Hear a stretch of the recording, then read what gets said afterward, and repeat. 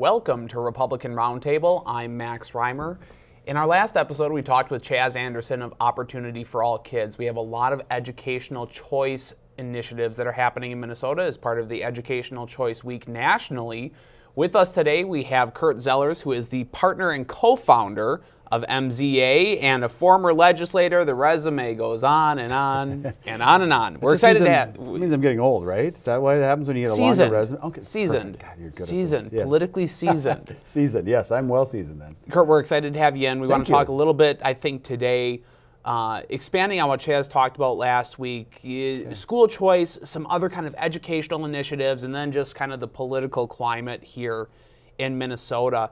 And I want to start with this. Right now, we are sitting in the National School Choice Week, as I mentioned during the introduction. Yeah. What are some of the initiatives that are happening right now under the umbrella of Opportunity for All Kids, which is part of what you do? Right, and that's something in 20 plus years here in Minnesota, having all the groups coming together, which is the Catholic churches and the Catholic based schools. There's Lutheran schools where two of my children have gone. Then there's leadership academies where my third child, my son, our middle child, goes to a leadership academy. So there isn't a religious component. It's a leadership academy with a pretty strong emphasis on athletics too. I know, shocking. It's a hockey school in Vadnais Heights, but really how it fits. And my kids are a great example. My daughter Reagan spoke today, and she said, "I've been to a charter school, I've been to a private school, and I've been to a public school." She said, "It is a great place to live. And I'm a lucky kid that has parents that are looking out for those options, that every kid should have that same level of choice and discretion. And the parents working with their child to say, is this the right school for you? Are you learning? Do you feel comfortable? Do you feel safe? And if that's not the case for the child or for the parents, then they should have that choice. They should be able to look around the system and say, that's not for me. I need rigorous training like this, or I need the athletic component with the academic component with a leadership. My son goes to a half an hour of leadership training each day where all the kids in the school learn about being a leader in their community, in their classroom, amongst their peers. So and that works perfect for him. Mm-hmm. Also maybe an incentive, if he doesn't get his homework done, he doesn't go on ice, which, as a 12-year-old in a hockey world. Always an incentive for me too. Yeah, exactly. So. But that's not the structure my daughter Reagan would like. She's much more sociable. She needs that interaction with her peers. She likes the variety of art and choir, the variety. That's what the beauty of the system is, and that's what every kid in Minnesota should have. Mm-hmm. It shouldn't be based on your zip code. It shouldn't be based on your social or demographic background. Mm-hmm. Well, that kid grew up in North Minneapolis. He's got to go to that school, and gosh, I sure hope he's one of the 50% that graduates. Mm-hmm. Or maybe she gets to go to college. That shouldn't be a sentence or a long-term life commitment to a kid just based on where they grew up or where they were born. So School Choice Week is truly about that. What is the choice that's best for that student? What's the choice that's best for the parents? And then because at the end of the day, if our kids are learning in the environment that's best for them, they're going to be better citizens, better workers, better doctors, lawyers, inventors. The cure for cancer may come from one of the students that spoke at our rally today because he was so inspired. He's a first-generation immigrant to the country. He was so inspired by the choice he got. He said, I can't wait to go on to college and to be a success story for my family and for our state. That's fabulous. The last time we talked, there were a couple of legislative initiatives that were happening both at the federal level and at the state level, a couple of things that dealt with tax credits for alternative schooling and that kind of thing. It seems to me, from an outsider's perspective, that we have actually had some legislative wins in terms of school choice. What's next on the agenda in Minnesota specifically? Yeah, it's really exciting, the tax credits. We have one of the best charter school laws in the country in Minnesota. We led the way. We've let a lot of other folks kind of catch up to us now. One of the ones I'm really excited about because it engages our business community, which you talk about the workforce that's out there right now. Mm-hmm. You can't have a conversation with somebody from Wilmer to Watertown to Waconia and somebody doesn't say, man, I can't find a good work. I'm dying to find people. I've got work. I'm willing to pay 20% more. Well, this gives businesses an incentive then to invest. So it varies on dollar amounts, but just use rough dollars. Say you and I form a company. We want to donate $100,000 to a scholarship granting organization. So that board then it comes together, decides on a school or a charter school or a public school, or excuse me, a private school that they're going to fund. So we then put our $100,000 in as a corporation. We get, say, 80 cents back on the dollar as a tax credit to us. Mm-hmm. that scholarship granting organization can now go out and find students that, but for their socioeconomic status, wouldn't be able to go to a De La Salle, go to a Breck, go to Beacon Academy, go to Gentry Academy, where my son goes, and give them a scholarship that then allows them that choice, gives them that opportunity. It's also referring to individuals, sometimes it's $10,000 and then you get, again, 80 cents on the dollar back. But a number of states have tried this and have had great success. And if you're a corporation, it allows you then, say you're an engineering firm, well, you really want to see STEAM, which it used to be STEM, but now it's STEAM. Yep. We want to see those, the science, the technology, the engineering, the mathematics. So we're going to form our scholarship granting organization and go out and find those students that are going to be the next set of engineers. So it's really exciting. And other states that have done it, it's not a red or a blue. The first time I heard about it was when I was Speaker of the House, and the New Jersey Speaker, who was Democrat, working with Governor Christie, said, we're going to pass this, it's going to be great. It's going to give our corporations a way to engage, but it's also going to give those students that opportunity to get out of a failing school and to choose the school that's best fit for them. Do you see that initiative evolving somewhat in Minnesota?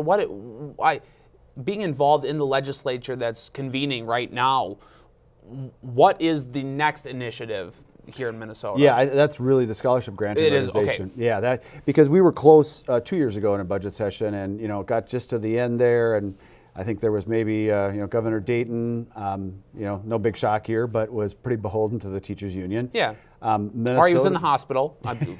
Whatever, or missing, whatever happened. However, we don't know. Other states where the teachers union has been fully educated on the issue don't oppose it. Okay.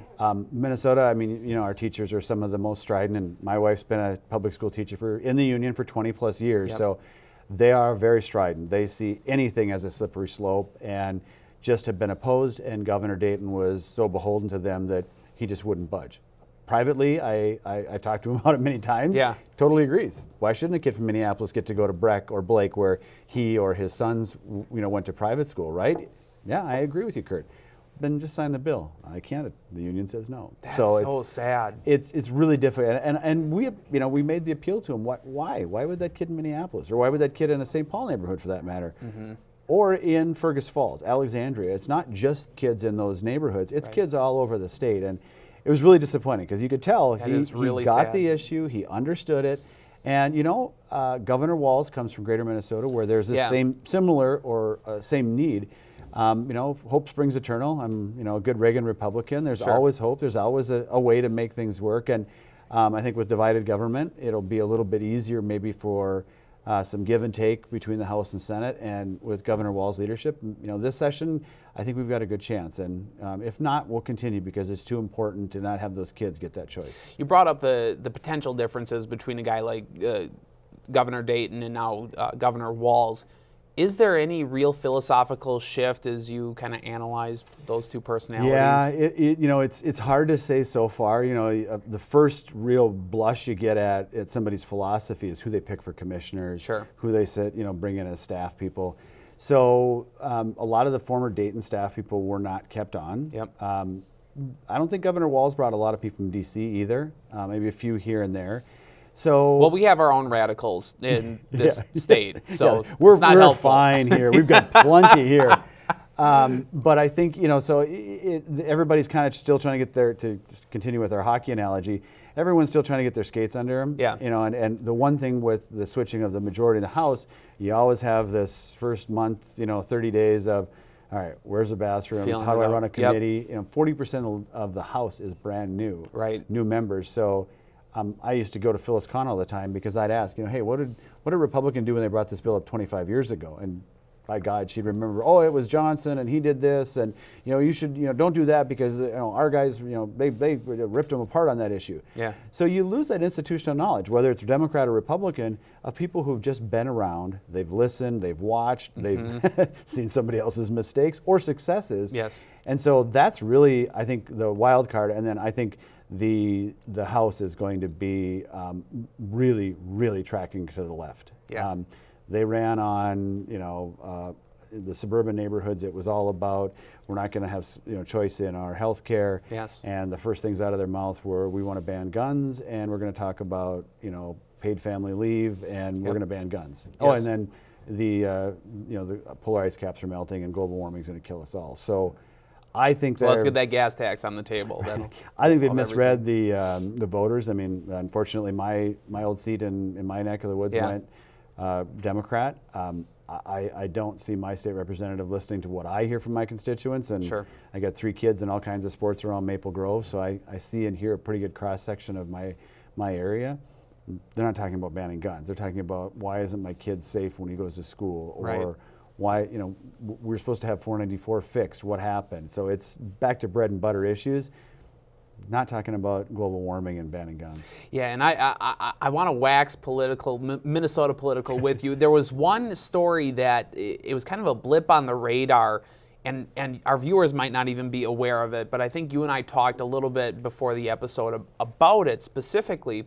Sticking on the topic of education for a little while, there was this initiative that Betsy DeVos, our current Secretary of Education, signed on to with the United Nations, and I'm interested to get your take on that because it had something to do with 2030 education standards and kind of allying with countries that are not as good as us even in outcomes, if you will. I'm interested. There was just a brief news story on it, and and I was one of those Republicans that wasn't a big fan of No Child Left Behind, and I love George Bush.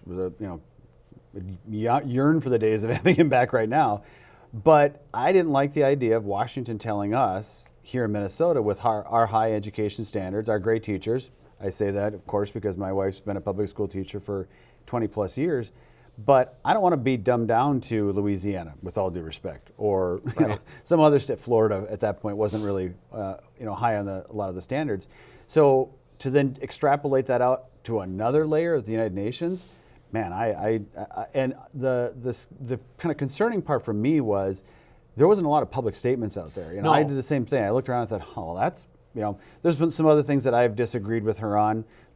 Lifelong NRA member, but I don't think we should start arming our teachers. My wife is not, doesn't want to be packing in the classroom. No, she doesn't want to be a commando.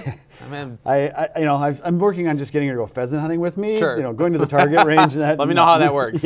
That's not happening with Mrs. Zellers. So, there's a few things where I thought she's maybe jumped a little early. I'm hoping that's the case here because I really don't like the idea of the United Nations in any way. Mm-hmm. They can have suggestions. They can be a part of studying the curriculum and the international business community. That I'm totally fine with.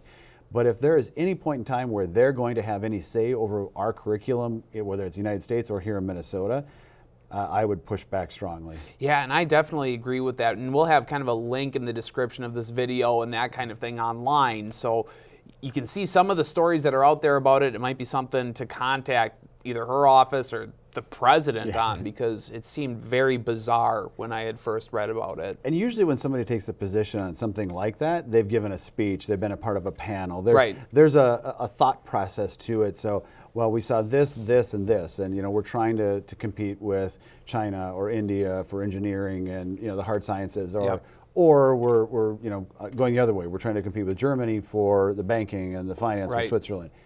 There's nothing like that out there, and that always makes me nervous. Yeah, somebody hasn't had a public position before. And comparing the standards of a place like Minnesota to something like Alabama, I mean, at least in this story, it had said that we were basically trying to align a curriculum and align standards with countries like Algeria. It was like, okay, I'm not so certain that that's a great idea, but.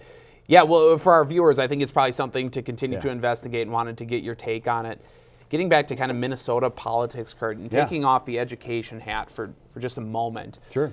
This 2018 election was a drubbing for us in Minnesota as Republicans. I'm curious to get your take on the outlook for us as a state, what you feel generally about this session, and where we kind of go from here. Yeah, I mean, I think, they said there was a blue wave, and we heard all about it, blue wave this and blue wave that. Having lived in the third, you and I are, I think there were tornadoes, and I'm going to give full credit to my business partner, Chaz, for coming up with this. There were tornadoes in certain areas, but other places, it was blue skies and calm waters. Mm-hmm. You look at greater Minnesota where, Dave Baker, for example, out in the Wilmer area, when he first ran, it was a 2 to 4 point squeaker a few hundred votes here and there. He won with over 20 percentage points this last election.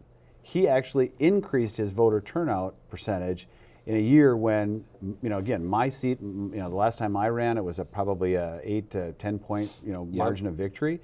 My successor lost by 8 points. So it's just a completely different, all within the same state, completely different universes where this legislator as a Republican goes up and this one over here just absolutely goes down. So I think if you were a part of the third or the second, if you were in Jason Lewis or Eric Paulson's area, you were in the tornado zone. If you were up in the Iron Range, you had the benefit, I think, of the 8th District finally going, I think, for good Republican. Yep. The 1st District maybe returning to form. Not quite, deep red, but definitely a red hue versus a purple hue. So I look at it that way and say, all right, so kind of like what we're seeing in the country, if you're not in a major metropolitan area, inner core city, it looks like a big red map.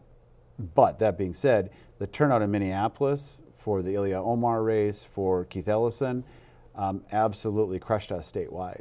That's just such a large concentration of voters just in that area that it's hard for us then to make that up in Wilmer or in Thief River Falls or Alexandria. Yes, no doubt. There's just not enough numbers out there. So the big concern for me is the statewide offices. That's where we have to run up the score in those areas, but the suburbs. Yes. And I don't think, I think the Democrats didn't have the secret sauce in a jar. I think there were a lot of suburban voters that really didn't care for President Trump. I mean, and I have difficulties with some of his personality issues, but on his policy, there's some of his policies I'm a huge fan of. His economic policy and the growth we've seen in our economy is on par with some of the things that George W. Bush or Ronald Reagan have done from a tax policy. And looking at that, you look at it and you can't say, but this has been a success. Some of the other policy initiatives, some of the other things were the trade wars. It's been very difficult on our Minnesota farmers, understanding that these tariffs and these trade imbalances have to be addressed at some point. But I think there was just a pent-up tension with the suburban voters that just said, you know what, I'm not. And very similar to when he got elected, there wasn't a loud hue and cry. There was in certain areas, but I door knocked with Jen Loon, with Sarah Anderson, with Dennis Smith, people who lost their races in the western suburbs. There weren't people angry at me out there. They weren't saying, get off my lawn. 2006, when we lost the majority, there were people angry. I had a guy tell me, I voted for you last time.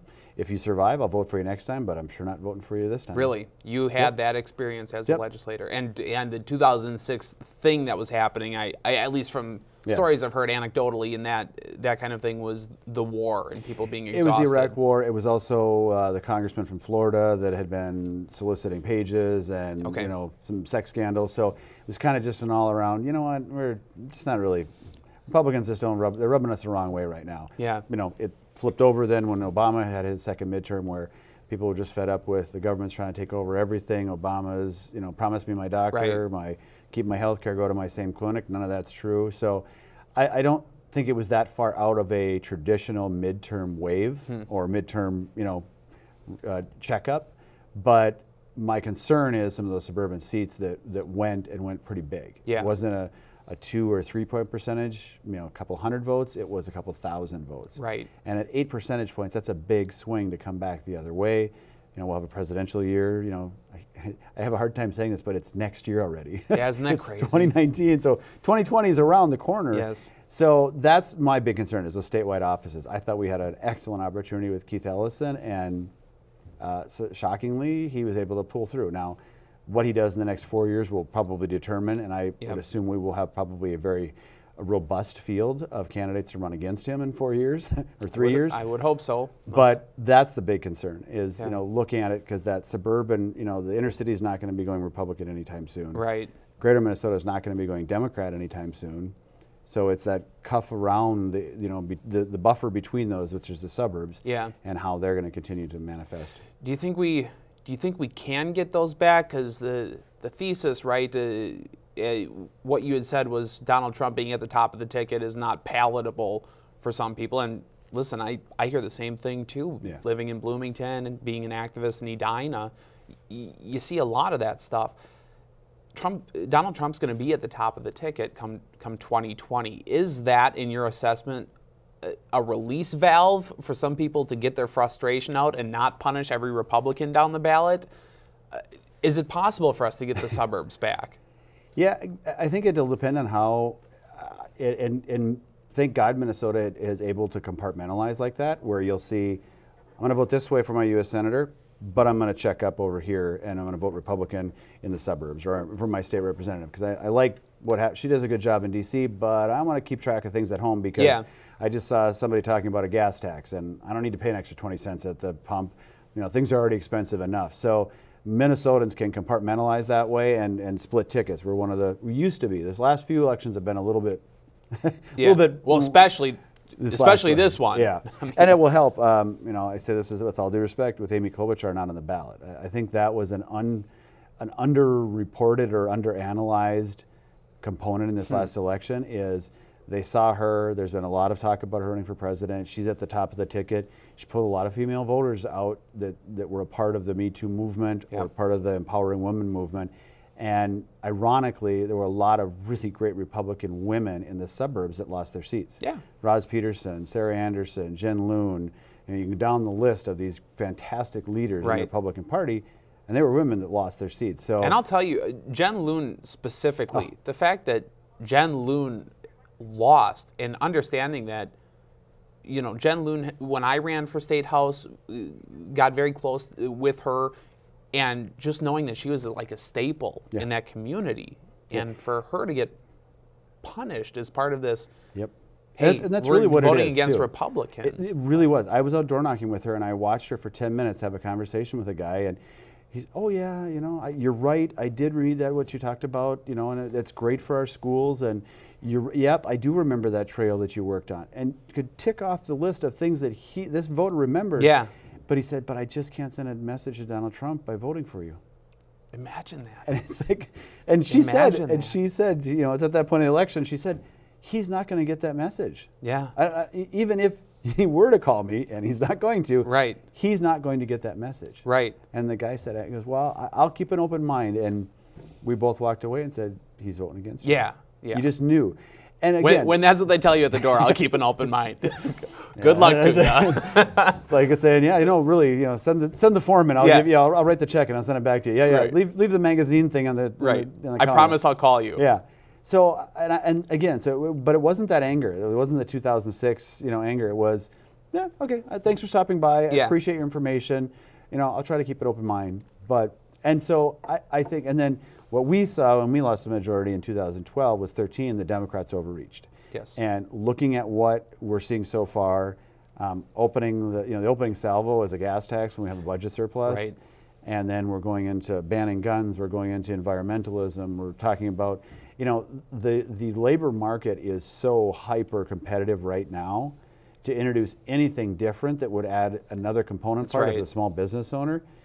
You're a small business owner. Yep. That's the last thing you need to put on the backs of business owners now. They're competitive. We offer a fantastic benefit package at our firm that is way beyond what anybody else is talking about from a public policy standpoint. Yeah. So instead of trying to make it more difficult to be a small business owner, work on the regulatory side. We just lost you can debate whether or not growing shrimp in Minnesota is a good commodity. Yes. But this is a great case study, though. And it's one that the Democrats they always say, show me the case study. Show me somebody who's left the state because it's too difficult from a regulatory standpoint. Okay, their name is True Shrimp. They were going to site out in Wilmer Marshall area. Yep. They're now in South Dakota because they were a year and a half behind on their permitting. Right. Year and a half. And they had already invested, and this is something very critical to that whole operation.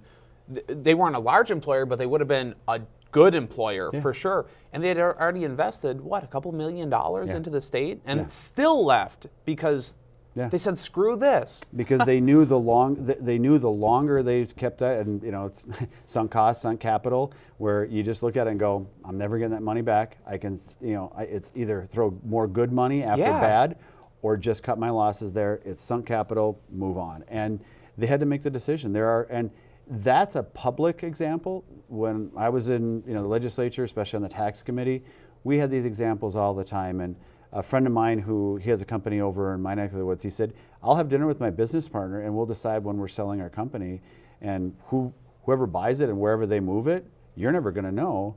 But he said, I want you to know now, here are the factors that will go into it. Can't pass it on to my kids because the estate laws are too hard. Yes. Difficult for me to sell it to my children because the tax laws are so hard. So I'm going to sell it to some big multinational corporation. They'll take it over. Maybe they keep it here.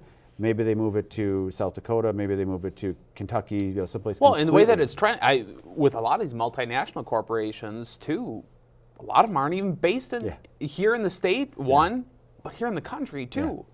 Because we in general, we have such unfavorable laws and regulations and tax burden and all of that. And so work on that part of the problem first before you start talking about family medical leave for 6 months or a year or whatever it may be, whatever the new proposal, or a $15 minimum wage. There are a number of employers that look at it and go, $15? I wouldn't get an application at all if I had $15 for the starting wage. That's right. We're way beyond that. That's right. So it's really playing the small game, not the big game, and looking beyond what is it that is keeping us from being competitive with those other states. It's the regulatory burden. It cannot be a year and a half longer. Fine, make fun of the Dakotas. My home state I find to be quite receptive to regulatory reform, but then go to Iowa. Look at Missouri, look at Kansas. Very similar states. Colorado is usually the example because of Denver and Minneapolis. Nowhere near that. So what is it what have we captured in a bottle that is so much better? If you can explain that to me as a regulatory, increased regulatory Democrat, explain it to me, because I was there for 20 years. No one was able to come up with me and say, well, it's because of this, and so our profits are 20% higher. No, they're not. Come on. They're not. Come on. It's the reason why Citibank, where all those big banking firms are in Sioux Falls and not in Worthington or not in Fairmont. So the proof is there.